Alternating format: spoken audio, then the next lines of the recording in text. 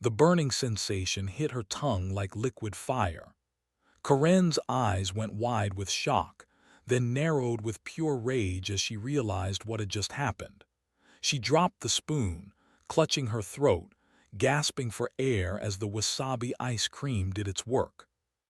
"What did you do to me?" she screamed, her voice cracking with pain and humiliation. I watched from my kitchen window, my heart pounding with a mixture of satisfaction and terror. 3 months of planning had led to this moment.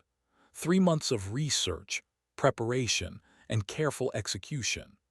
Corinne had taken my homemade ice cream one too many times, claiming it violated some ridiculous HOA rule she had invented on the spot.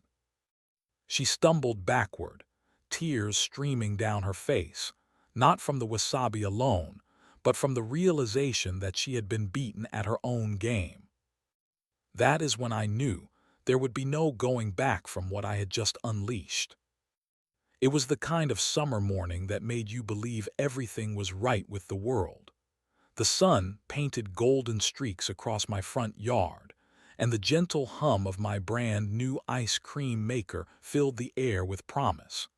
After 6 months of saving every penny, I had finally bought the deluxe model I had been dreaming about. I stood on my front porch, watching the machine work its magic through the clear lid. The cream was thickening perfectly, swirling in slow, hypnotic circles. This was not just any ice cream maker. This was a professional-grade unit that could produce restaurant-quality frozen desserts. I had researched every model, read countless reviews, and waited for the perfect sale. The smell of vanilla and fresh strawberries drifted from the machine, mixing with the morning air. I had gotten up at dawn to prepare everything. Real vanilla beans, organic heavy cream, farm-fresh eggs, and strawberries I had picked myself from the local farm stand. No artificial flavors or cheap shortcuts. This was going to be ice cream worth remembering. My neighbor Tom walked by with his golden retriever, Max. The dog immediately pulled toward my porch, drawn by the sweet aroma. "Morning, neighbor," Tom called out with a grin. "That smells incredible. What are you making over there?" "Homemade strawberry vanilla," I replied, unable to hide my excitement. "First batch from my new ice cream maker. Want to try some when it is ready?" "Are you kidding? Count me in." Tom laughed and gave me a thumbs up. "Max here is already drooling." This was exactly what I had hoped for. Building connections with my neighbors, sharing something special, creating those small moments that make a community feel like home. I had moved to Willowbrook Estates 2 years ago, and while most neighbors were friendly, we had never really bonded over anything meaningful. The ice cream maker chimed softly, indicating the first batch was complete. I carefully removed the container and marveled at the perfect texture. Smooth, creamy, with beautiful ribbons of strawberry throughout. It looked like something from a gourmet shop. Within an hour, word had spread through the neighborhood. Kids appeared on bikes, parents strolled over with coffee mugs, and even Mrs. Henderson from 3 houses down made the walk with her cane. Everyone wanted to try the ice cream that smelled so good it could be detected from 2 blocks away.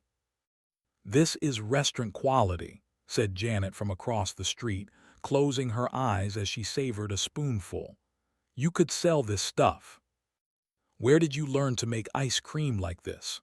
asked Mike, balancing his toddler on his hip while trying to prevent the child from grabbing the spoon. I felt a warm glow of pride spreading through my chest. This was better than I had imagined. Not only was the ice cream perfect, but it was bringing people together in a way I had never experienced before.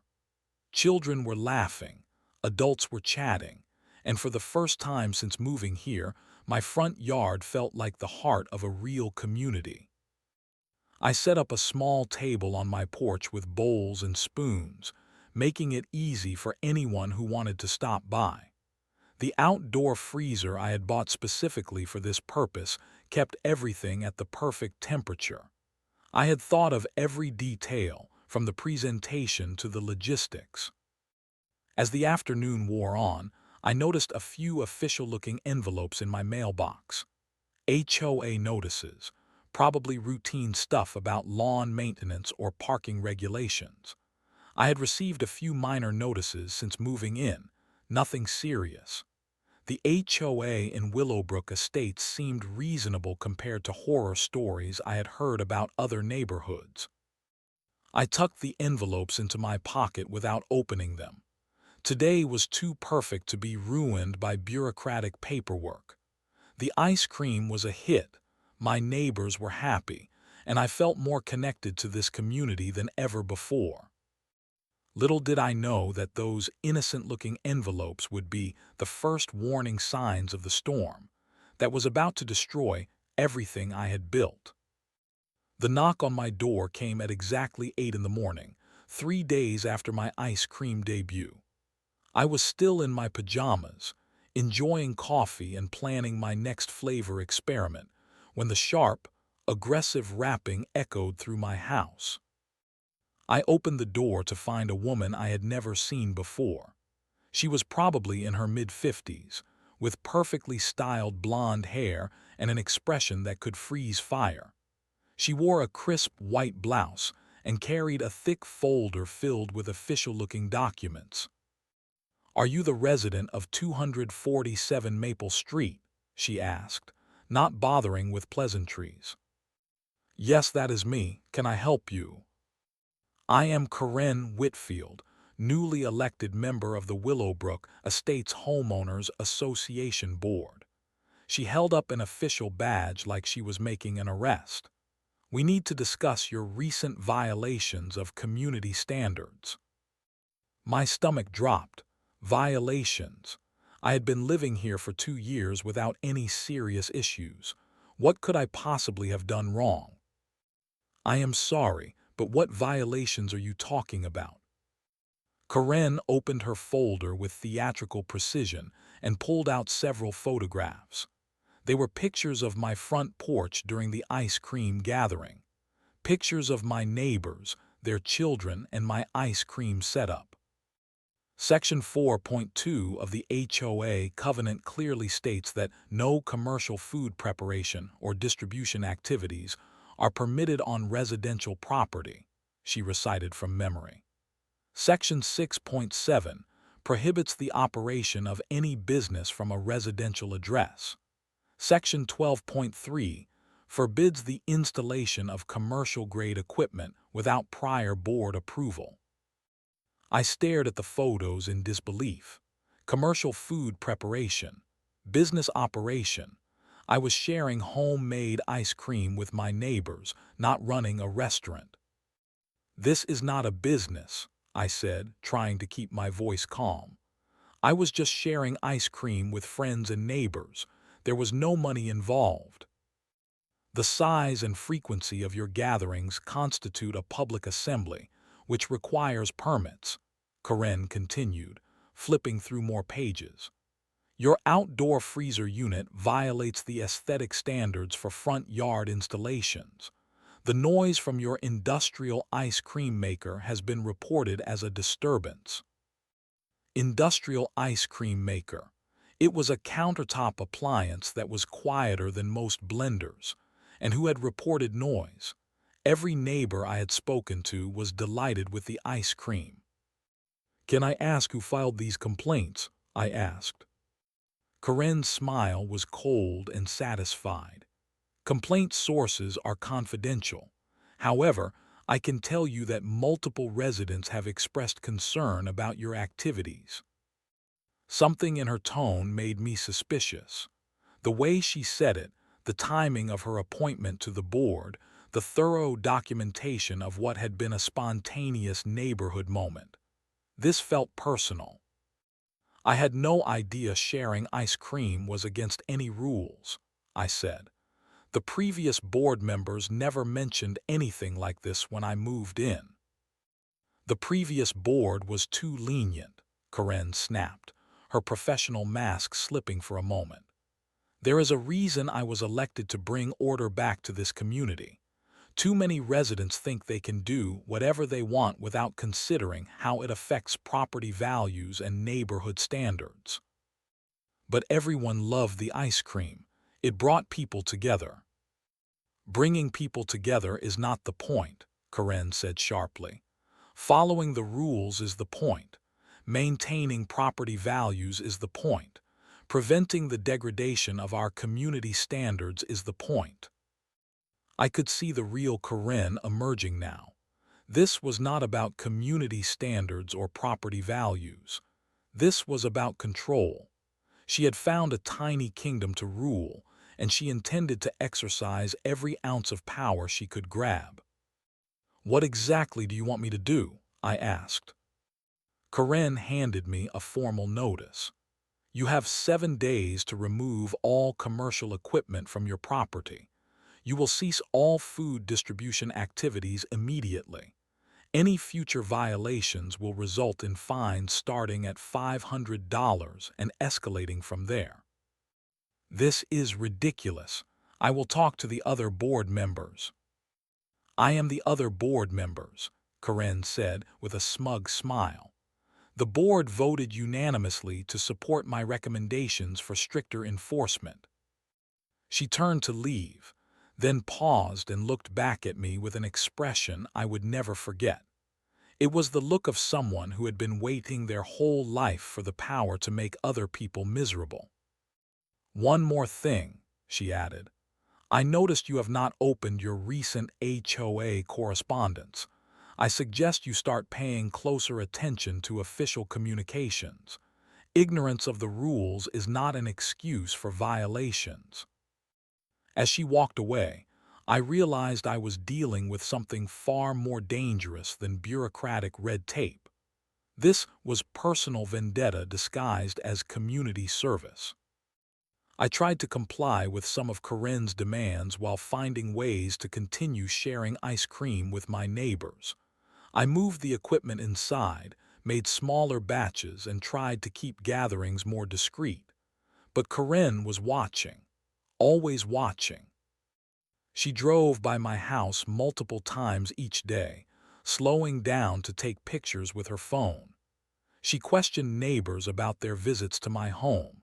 She even knocked on doors asking people if they had consumed illegally prepared food products from my kitchen.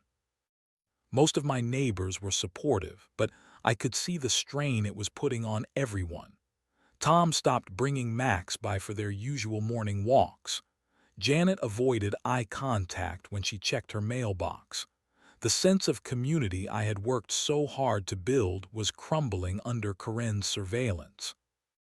2 weeks after her first visit, I decided to make one more batch of ice cream for the 4th of July weekend. Nothing elaborate, just enough to share with a few close neighbors who had specifically asked. I used only the finest ingredients again: Madagascar vanilla, organic cream, and fresh peaches from the farmer's market. The process took most of Saturday afternoon. I carefully churned the mixture, monitored the temperature, and added the peach pieces at precisely the right moment. The result was perfect. Creamy, flavorful, with chunks of sweet peach distributed throughout like little treasures. I placed the finished ice cream in containers and put them in my outdoor freezer to firm up overnight. Sunday morning, I planned to quietly share small portions with Tom, Janet, and maybe 2 or 3 other neighbors who had been brave enough to maintain our friendship despite Karen's intimidation campaign. Sunday morning, I woke up early and walked outside with a spring in my step. The weather was perfect for Independence Day weekend.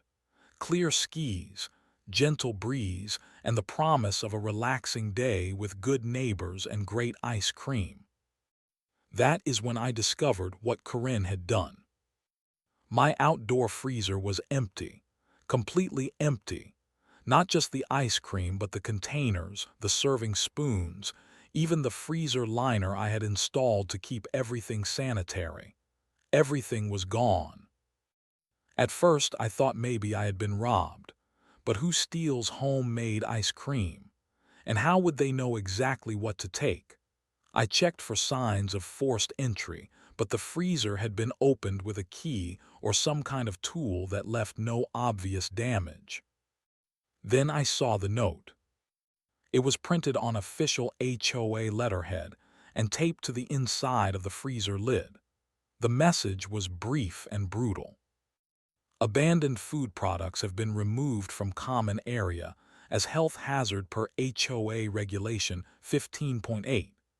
Property placed in unsecured outdoor storage for more than 12 hours is considered abandoned and subject to immediate disposal. Future violations will result in additional fines and potential legal action. I read the note 3 times before the full impact hit me. Karen had stolen my ice cream. She had taken hours of my work, $50 worth of premium ingredients, and the joy I had planned to share with my friends. She had thrown it all away and called it a health hazard. My hands started shaking with rage. This was not about HOA regulations or community standards. This was theft. This was a personal attack designed to humiliate me and prove that she had the power to take whatever she wanted from my property. I called the non-emergency police line, but the dispatcher was not encouraging. If it was on HOA property and they have regulations about abandoned items, it might be a civil matter rather than criminal, the officer explained. You could try small claims court, but you would need to prove the value of what was taken. Civil matter, small claims court, legal action over ice cream. Karen had found the perfect crime. She could steal from me, humiliate me, and hide behind bureaucratic regulations that made it almost impossible to fight back. I sat on my front steps, staring at the empty freezer, feeling a level of violation I had never experienced before. This was not just about frozen dessert. This was about Karen's deliberate attempt to destroy something that brought joy to others. This was about her need to prove that she could take whatever she wanted and face no consequences. But as I sat there, something changed inside me. The helpless anger began transforming into something else, something colder and more focused. Karen thought she was untouchable because she hid behind official titles and bureaucratic procedures. She was about to learn that two could play the rules game. That afternoon, I made a decision that would change everything. If Karen wanted to declare war over ice cream, then I would give her a war she would never forget. But I would not fight it with angry confrontations or legal threats. I would fight it with ice cream itself. The rage that had consumed me after the ice cream theft slowly transformed into something much more dangerous: cold calculation. I spent the next week doing something I had never done before in my life. I researched my enemy. I started with the HOA bylaws. All of them. Every single regulation, amendment, and procedural note that governed our community. I discovered that Karen had been taking significant liberties with the actual rules. Half of the violations she had cited did not exist in the official documents. The other half were so vaguely worded that they could be interpreted almost any way someone wanted. But more importantly, I learned about Karen herself. I attended the next HOA meeting, something I had never bothered with before. I sat in the back and watched Karen operate.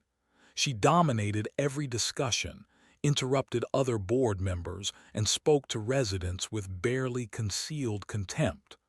But I also noticed something else. She was not as popular as she pretended to be. After the meeting, I struck up conversations with long-time residents. What I learned made my blood boil even hotter. Karen had moved to Willowbrook Estates 8 months ago. Within 2 months, she had campaigned aggressively for a board position, promising to restore order and property values to the community. She had won by a narrow margin, mostly because voter turnout was low and people assumed HOA board service was just a boring civic duty. But Karen had turned it into a personal crusade. Mrs. Peterson, an elderly woman who had lived here for 15 years, told me about Karen's first victim, a young father who had set up a small playground in his backyard for his children. Karen had forced him to remove it, claiming it violated aesthetic standards and could attract liability issues. Mike, the neighbor with the toddler who had enjoyed my ice cream, shared his own story. Karen had cited him for parking his work van in his own driveway overnight, claiming commercial vehicles were prohibited. He had to rent a storage space 20 minutes away just to avoid daily fines. But the story that hit me hardest came from Janet, my neighbor from across the street. She went after me for my garden, Janet explained, her voice shaking with emotion. I had been growing vegetables in my backyard for 12 years. Beautiful tomatoes, peppers, herbs. Karen said it looked agricultural and was inappropriate for a residential neighborhood. She made me rip everything out and replace it with grass. Did you fight it? I asked.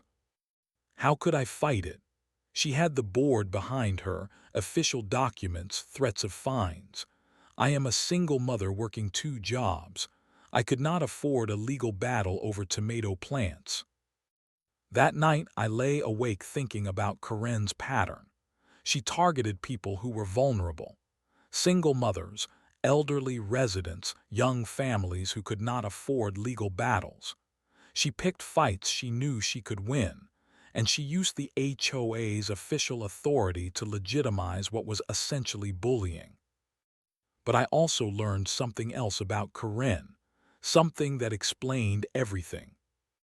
Through careful questioning and a little online research, I discovered that Karen had applied to the previous HOA board for permission to install her own outdoor kitchen and entertainment area, complete with commercial-grade equipment, outdoor refrigeration, and regular hosting capabilities.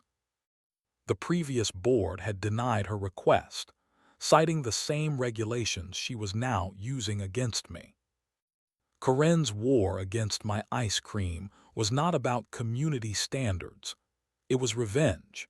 She was taking out her frustration about her own denied project by destroying anyone else who dared to create something she had been forbidden to have. This revelation crystallized my strategy.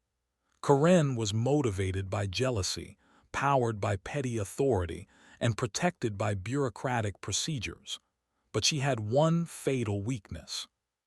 She was predictable. Every action she had taken followed the same pattern: surveillance, documentation, confiscation, justification. She would see something she disapproved of, watch it obsessively, find a way to take it, and then hide behind official regulations. If I could create the right bait and present it in the right way, Karen would not be able to resist taking it. And when she did, I would be ready. The wasabi ice cream idea came to me at 3 in the morning, and I knew immediately it was perfect. Poetic justice served frozen. Creating the perfect wasabi ice cream required more research than I had initially expected. It could not be too obvious, or Karen might suspect a trap. It had to look completely innocent, like the premium ice cream I had been making all along. But it also had to pack enough of a punch to make an unforgettable impression. I spent 3 days experimenting with different wasabi concentrations and flavor combinations. Too little, and it would just taste slightly off. Too much, and it might actually be dangerous. I needed the exact amount that would create maximum shock and discomfort without causing real harm. The breakthrough came when I discovered that wasabi ice cream was actually a legitimate dessert in some high-end Japanese restaurants. This gave me the perfect cover story if anyone asked questions later. I was not creating a malicious trap. I was experimenting with international cuisine. I settled on a green tea and wasabi combination, tinted with natural food coloring to look like mint chocolate chip. The wasabi was distributed throughout in small, concentrated pockets, disguised as chocolate pieces. From the outside, it looked like the most innocent ice cream imaginable. The preparation took place in my kitchen at dawn, when I knew Karen would not be conducting her usual surveillance rounds. I worked carefully, wearing gloves to avoid accidentally getting wasabi on my own hands or face. Every step was documented with photos, in case I needed evidence later that this was a legitimate culinary experiment. The final product was beautiful, pale green with darker green flecks that looked exactly like premium mint chocolate chip ice cream. The texture was perfect, the color was appealing, and unless you knew what to look for, there was absolutely no indication that anything was unusual about it. But the real genius was in the presentation. I placed the wasabi ice cream in my outdoor freezer, along with 2 containers of completely normal ice cream. Vanilla and strawberry, the same flavors that had proven popular during my previous gatherings. If an innocent neighbor happened to try some, they would almost certainly choose one of the familiar flavors. But Karen would not choose randomly. She never did anything randomly. Her previous thefts had shown a clear pattern. She always took the most expensive-looking items, the ones that represented the most effort and cost. The wasabi ice cream, with its sophisticated color and premium appearance, would be irresistible to her. I positioned myself at my kitchen window, with a clear view of the freezer, and waited. The first day, nothing happened. Corinne drove by twice but did not stop. I began to worry that maybe she had moved on to harassing other neighbors, or that my ice cream trap was not enticing enough. The second day, Mrs. Henderson walked by with her dog and stopped to admire my garden. For a terrifying moment, I thought she might ask about the ice cream, but she continued on her walk without approaching the freezer. The third day, everything almost went wrong. Tom and Max were on their morning walk when Max broke free from his leash and ran straight toward my porch. Dogs have incredible noses, and Max had definitely detected the ice cream. Tom chased after him, laughing and apologizing, but I could see him eyeing the freezer with interest. "New flavors?" he asked hopefully. My heart pounded. If Tom tried the wasabi ice cream, it would ruin everything and hurt an innocent person in the process. "Still experimenting," I said quickly. "Not ready for testing yet, but I will let you know when I have something good to share." Tom nodded and continued his walk, but the near miss made me realize how dangerous this plan really was. I was playing with fire, and if anything went wrong, I could hurt someone who did not deserve it. But on the fourth day, my patience was rewarded. I was washing dishes when I saw Corinne's car slow down in front of my house. She parked across the street and sat there for several minutes, watching my property like a predator studying its prey. Then she got out of her car with her usual folder of documents and approached my porch. I dried my hands and positioned myself where I could observe without being seen. Corinne walked directly to the freezer, opened it, and examined the contents with the intensity of a food inspector. She took photos of each container from multiple angles. She even opened the lids and took pictures of the ice cream itself. But then she did something that surprised me. Instead of just taking photos for evidence, she picked up a spoon from the small stack I had left nearby and took a large taste of the vanilla ice cream. My stomach dropped. Corinne was not just documenting violations. She was stealing and consuming my ice cream right in front of my house, in broad daylight, without any attempt to hide what she was doing. She tasted the strawberry next, making notes on a small pad. Then she turned her attention to the wasabi ice cream. She examined it more carefully than the others, probably because the color was unusual and it looked more expensive. She took a generous spoonful and placed it in her mouth. For a moment, nothing happened. Wasabi has a delayed reaction, especially when it is cold and mixed with dairy. Karen chewed thoughtfully, probably trying to identify the flavor. Then her expression changed. It started with confusion, then alarm, then pure shock as the wasabi hit her taste buds with full force. Her eyes went wide, her mouth opened, and she made a strangled gasping sound that I could hear through my kitchen window. The spoon clattered to the ground as Corinne clutched her throat, tears streaming down her face. She stumbled backward, knocking over one of my potted plants, gasping and coughing as the heat spread through her mouth and sinuses. "What did you do to me?" she screamed, her voice cracking with pain and rage. I watched from my window, my heart pounding with a mixture of satisfaction, terror, and guilt. The trap had worked perfectly, but seeing Corinne's genuine distress was more intense than I had expected. She looked directly at my kitchen window, and our eyes met for a moment that felt like an eternity. In that moment, we both knew that everything had changed. This was no longer a bureaucratic dispute or a neighborhood disagreement. This was war. Corinne stood in my front yard for almost 10 minutes, alternating between gasping for air and screaming threats at my house. Neighbors began to emerge from their homes, drawn by the commotion. Some looked concerned, others looked confused, but I could see a few barely concealed smiles among the crowd. "This is assault," Corinne shouted, pointing at my kitchen window where I was still visible. "This is intentional poisoning. I am calling the police." Mrs. Henderson approached cautiously, her elderly face creased with worry. "Corinne, dear, are you all right? What happened?" "He poisoned me," Corinne shrieked, gesturing wildly at my house. "He put something in that ice cream to hurt me." "Why were you eating his ice cream?" Tom asked, walking up with Max still on his leash.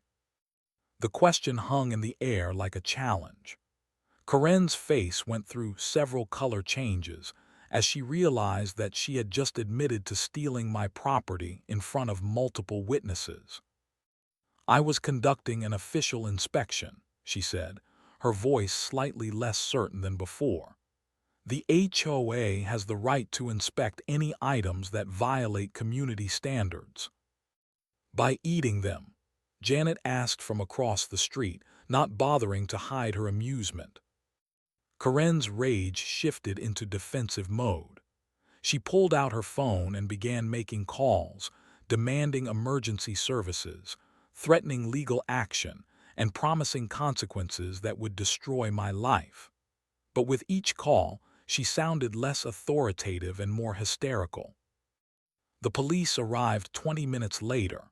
Two officers, both looking like they had better things to do than mediate a neighborhood ice cream dispute. They spoke with Corinne first, taking notes while she gestured dramatically, and demanded that I be arrested for attempted murder. Then they knocked on my door. "Sir, we understand there was an incident with some ice cream," the first officer said, his tone professionally neutral but his eyes showing hints of amusement. "Yes, officer. I made some experimental wasabi ice cream, and Ms. Whitfield helped herself to it without permission." "Wasabi ice cream. It is a real dessert," I explained, showing them the recipe I had printed out from a Japanese restaurant website. I was trying new flavors. I had no idea anyone would take it without asking. The second officer looked at the recipe, then back at me. "So this was not intended to harm anyone?" "Of course not. Why would I put something harmful in ice cream that I might eat myself? Wasabi is a food ingredient like hot sauce or horseradish. It is just more intense than most people expect. The officers exchanged a look that said everything. They returned to Karen, spoke with her for a few more minutes, then came back to me. "Ma'am says you booby-trapped the ice cream because you knew she would take it," the first officer said. "Officer, if I knew someone was stealing my food, I would have called you about the theft. I make ice cream for my neighbors and myself. I had no way of knowing that Ms. Whitfield would help herself to it." Which was technically true. I had hoped she would take it, but I could not have known for certain. The police left without making any arrests, much to Corinne's fury, but her meltdown was just beginning. Over the next week, Corinne launched what could only be described as a total war campaign against me. She filed complaints with the city health department, claiming I was operating an unlicensed food service. She contacted the county code enforcement office, alleging that my ice cream making constituted a home business that violated zoning laws. She even called the fire department, claiming my ice cream maker was an electrical hazard. But most dangerously, she called an emergency HOA board meeting for the sole purpose of discussing my escalating violations and dangerous behavior. The meeting was held on a Thursday evening in the community center. I arrived to find Corinne had prepared a presentation complete with enlarged photos, written testimony from concerned residents, and a proposed set of punitive measures that would have made a military tribunal proud. But something unexpected happened when the meeting began. The room was packed, more residents than had attended an HOA meeting in years, and most of them were not there to support Corinne. Tom spoke first. "I want to know why Corinne was eating ice cream from someone else's property without permission." Janet stood up next. "I want to know why Corinne photographed my children without consent when they were playing in my backyard last week." Mrs. Peterson raised her hand. "I want to know why Corinne told me I could not plant flowers in my own front yard." One by one, residents began sharing their own stories of Corinne's overreach, harassment, and abuse of authority. Stories I had never heard before. Stories that painted a picture of systematic bullying disguised as community service. Corinne tried to regain control, banging her gavel and demanding order, but the floodgates had opened. Months of suppressed frustration poured out as neighbors finally felt safe to speak up. By the end of the meeting, it was clear that Corinne's attempt to destroy me had backfired spectacularly. Instead of isolating me as a troublemaker, she had exposed herself as the real problem in our community. But I knew this victory was temporary. Corinne's rage was now completely unhinged, and desperate people do desperate things. The final blow came not from me, but from Corinne herself. 3 days after the disastrous HOA meeting, Corinne made the mistake that would end her reign of terror forever. In her desperation to regain control and punish me for humiliating her, she overplayed her hand in the most spectacular way possible. She filed a formal lawsuit against me for intentional infliction of emotional distress, assault by deception, and destruction of property values. The lawsuit demanded $50,000 in damages and a court order banning me from making ice cream on my property. Corinne probably thought a lawsuit would intimidate me into submission. What she did not realize was that filing false legal claims would expose her to scrutiny she definitely did not want. My attorney was fascinated by the case, not because he thought Corinne had any chance of winning, but because her lawsuit contained several provable lies and what appeared to be evidence of her own criminal behavior. She claims in her filing that she was invited to taste the ice cream, my attorney explained during our first meeting. but you have witnesses who heard her admit she was conducting an unauthorized inspection. She also claims the ice cream was left in a public area, but your freezer is clearly on private property. More importantly, the lawsuit discovery process gave us the legal right to examine Corinne's HOA records, her correspondence with other residents, and her pattern of complaints and citations. What we found was a goldmine of abuse of authority. Corinne had been issuing citations for violations that did not exist in the HOA bylaws. She had been collecting fines for rules she had invented. She had been using her position to settle personal grudges and target residents who had crossed her in any way. The other HOA board members, who had been intimidated by Corinne's aggressive personality, finally saw the evidence of what she had been doing. They called an emergency meeting and voted unanimously to remove her from the board and refer her actions to the county attorney for investigation. Corinne's lawsuit was dismissed with prejudice, meaning she could never file the same claims again. The judge also ordered her to pay my attorney fees, calling her lawsuit frivolous and malicious. But the sweetest justice came from the community itself. 2 weeks after Corinne's removal from the HOA board, I set up my ice cream station on my front porch again. This time, half the neighborhood showed up. Children laughed and played, while adults shared stories and connected over frozen treats. Corinne watched from her living room window, isolated and defeated. Several neighbors had told me she was planning to move, unable to face the daily reminder of her spectacular downfall. As I served vanilla, strawberry, and even some legitimate wasabi ice cream to adventurous neighbors, I reflected on what I had learned. Bullies rely on intimidation and the silence of their victims. When people find the courage to stand up and speak out, bullies lose their power quickly. Tom approached with a big smile and Max wagging at his side. "So, what is the next flavor experiment?" I grinned back, watching Corinne's silhouette disappear from her window. "I am thinking about trying some sweet revenge flavor. It tastes best when served cold."